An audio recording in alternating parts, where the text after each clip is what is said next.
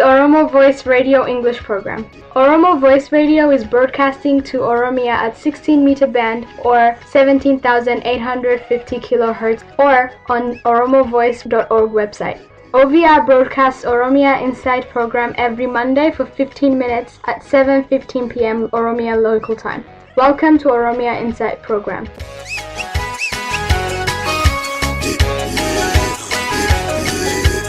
Welcome to Oromia Insight. My name is Ali Galato. This is part 2 interview with Dr. Tsegaye Ararsa about Ethiopian National Exam Leak and the Oromo protest. As you know, in any civil disobedience, in any civil resistance, there are three major steps. The first is persuasion. You do voicing, you do making statements, resolutions, you do protests, demonstrations, you do lobbying, and all sorts of creating influence, imposing influence on the government to change its course. And that has been done for a long time. The second step in any civil disobedience, in any civil resistance, like the one that we are seeing in the Oromo protest, is called the boycott or non-cooperation.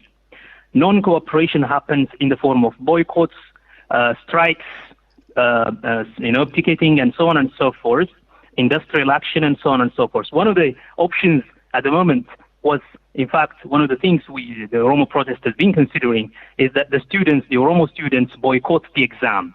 In fact, this has been communicated to the government that if they are not going to change the schedule, the Oromo students are not going to take part in this exam. And that we figured was precisely what the government wants, because through the examination, the government is basically trying to discipline the Oromos into silence, into falling in line.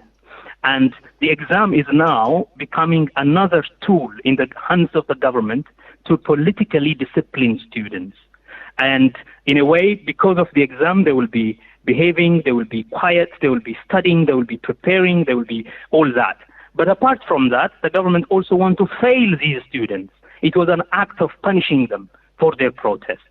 And if they by themselves boycott the exam, then that would be an extraordinary joy. That would bring an extraordinary joy to the government, because this generation of students have now been excluded from the exam, which means at least that they are late by 1 year from their pursuit of university education. Now, this is an act by the Ethiopian government of stealing away the future of the students. And so the boycotting option could not happen. So what happened was the third step in civil disobedience, which is intervention, a non-violent intervention. Now, this act of cracking up to the secrets of the government and leaking the exam, a very secure system of national exam, which is unprecedented in Ethiopia's history, and disseminating it on social media, is an act of intervention to stop the course of the government, to interrupt the activities of the government, to victimize the Oromo students through the instrumentality of the exam. So the Oromo protest now used all the possible avenues of staging civil disobedience, and now from persuasion it has moved on to the stage of intervention. Oromo protest now has started intervening in a meaningful way. As a result, what is happening? Now the Oromo protest is co-owning the resistance movement of the Oromo youth, the Qeerroo as we know them.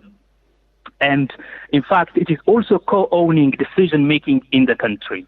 It has effectively influenced the decision-making process in the government. So in a way, by de facto mechanisms, they have started to share the decision-making process, because what the government has decided has been undecided when the exam was cancelled, and now they are seeking a rescheduling that gives sufficient time for the students, between 3 to 6 months of time, but the government is insisting in 1 month's time rescheduling, which is impossible, and that is going to be seen, how it unfolds is going to be seen.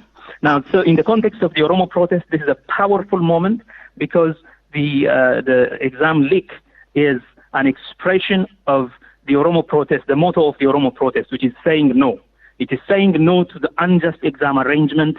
It is saying no to the victimization of the Oromo students. whose studies have been disrupted, as I said, for 6 months.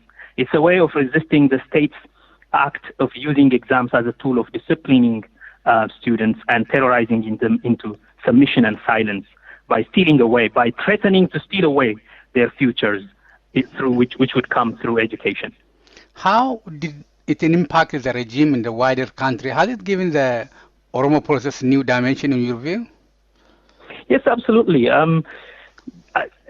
From a monetary perspective, as you know, about 280 million Ethiopian birr has been spent on this exam.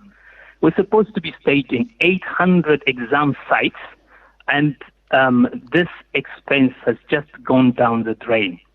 Now, in a country that is poor, in a country whose budget is fundamentally underwritten by Western aid, in a country where over 10 to 20 million people are exposed to famine this year, that amount of money would have been of so much use to the country and to its people. So in terms of monetary impact, already we have seen that the country has lost about 280 million Ethiopian birr. The second thing is that it has obviously rattled the government.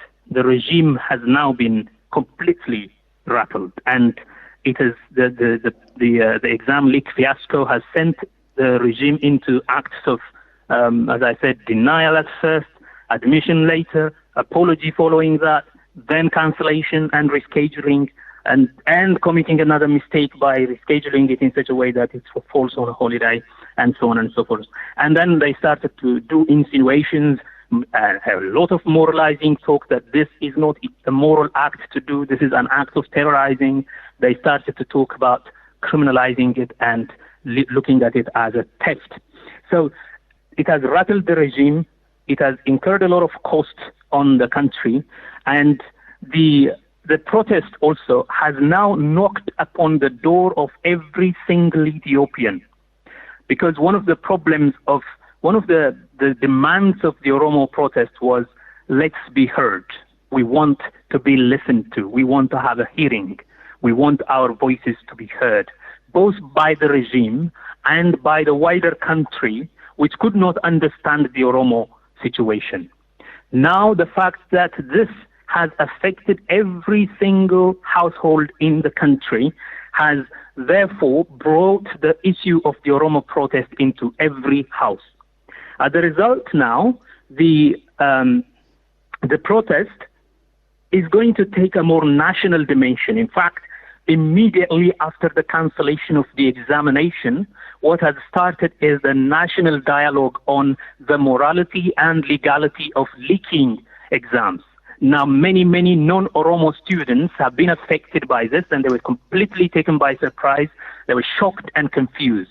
That is fairly understandable, and I think everyone feels sorry about that. And the only institution that has to take responsibility for this is the government. A, by not listening to the Oromo students and using exams as an act of perpetuating injustice on them. B, by not controlling its secrets properly, its national secrets properly, and not managing the exams. The people are very sad. The non-Oromo students who have been preparing for the exams are very sad. And in fact, most of them are angry that the Oromo protest leaders have done this.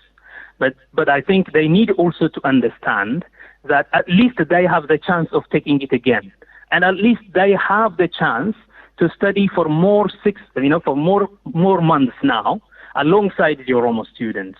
What they should also take into account is that the Oromo are not trying to take an unfair advantage, because these students have not been preparing at all.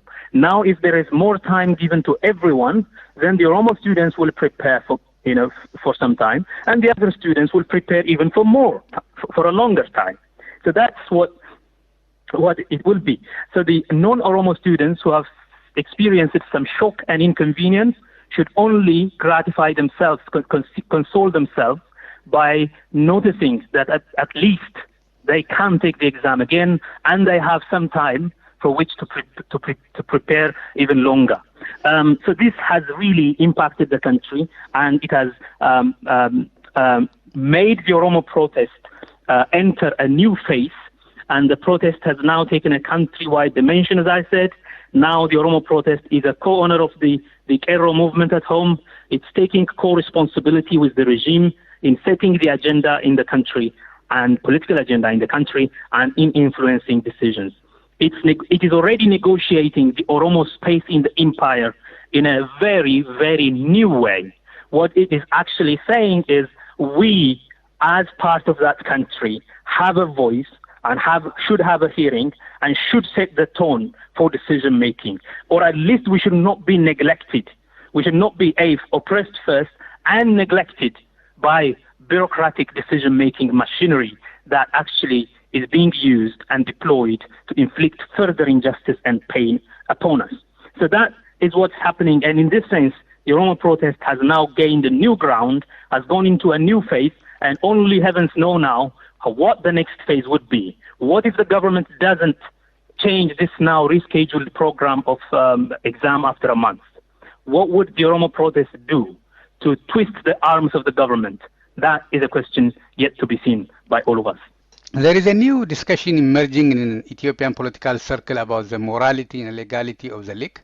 How do you respond to people who say that leaking exam is tantamount to stealing and therefore morally and legally wrong? Yes, this is a kind of confused moral perspective at the moment. You know,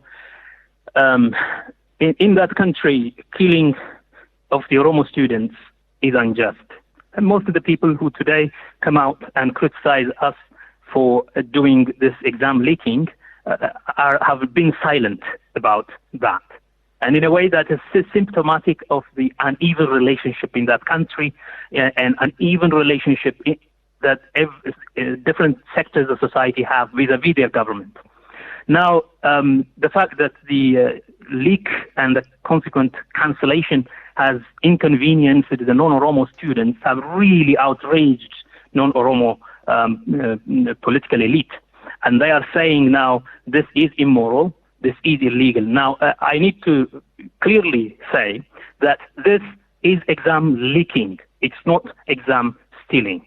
They are redefining it as theft. And there is no such thing as theft when a secret is divulged, when an information is leaked. There is a whole different, these are two whole different categories of activities.